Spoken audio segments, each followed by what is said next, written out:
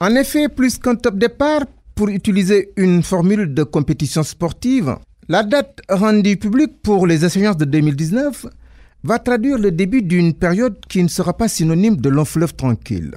Et pour cause, s'ouvre déjà dans cette perspective l'ère des entrepreneuriats politiques. Elle est celle de supposés professionnels sortis de nulle part, n'ayant aucune base réelle, mais toujours occupés à faire fonctionner la machine combinationnelle. Ils sont les nouveaux resquilleurs d'une pratique politique qui fait croire à une capacité de massifier pour le candidat, son parti, sa coalition comme gage d'une future victoire.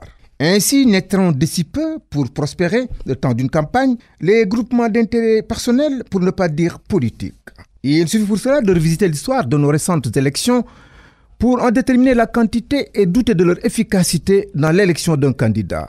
Parfois, dans l'impossibilité de porter, voire expliquer un programme qui convainc, ces mouvements réduisent leurs actions en violence verbale avec des attaques ad hominem. Peut-être qu'une douce thérapie collective pourrait les aider à dépassionner et jeter les bases d'un débat serein, et c'est la meilleure façon de faire mesurer l'intérêt et les enjeux de l'élection dans un climat apaisé. Cela passe par des accords entre acteurs politiques, qu'il s'agisse de la révision des listes, du retrait des cartes ou du montant de la caution. Concernant la caution, si elle doit nous éviter une surinflation de prétendants qui pourrait peser sur l'organisation des élections, si elle peut être facteur non formulé de dissuasion, elle ne devra pas être l'expression d'une forme de démocratie électorale censitaire, celle qui travaille au maintien au pouvoir des uns ou à l'aspiration des autres avec comme dénominateur commun l'argent.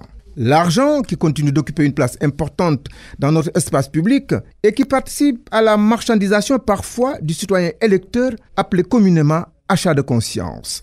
C'est dire que nous ne devons jamais oublier que l'essence du vote est d'être républicain, libre, sans orientation identitaire ou confessionnelle comme indiqué dans notre loi fondamentale. Les politiques ont alors 12 mois pour s'accorder, réussir le pari de nous éviter des lendemains électoraux d'escalade.